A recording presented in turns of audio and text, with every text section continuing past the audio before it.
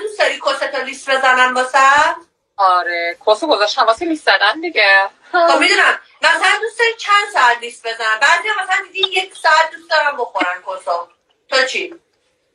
من دوست دارم بخورم ارزا هم دوست دارم طرف 1 ساعت کسو هم بخوره. ولی اینکه ببین کلا در بخورم تا طرف چی؟ دوست دارم من بخورم. آها دوست داری بخوری. بعد ببینم چه پوزیشنی گفتی خیلی حال میکنه؟ مثلا چه پوزیشنی خیلی بهت حال میده؟ پوزیشن چوب خشک یعنی رنگال بده بالا صلوات بفرست طرف.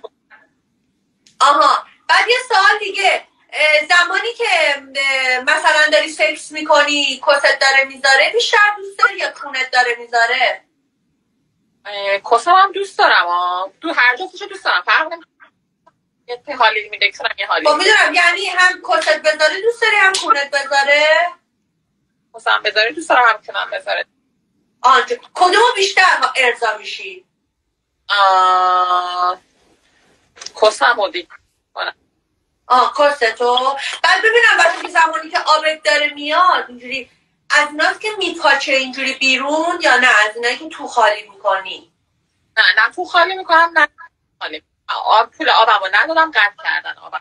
خب مثل فشفشه نیست اینجوری بریزه بیرون؟ آب ندارم من عزیزم. ببین مثلا بچه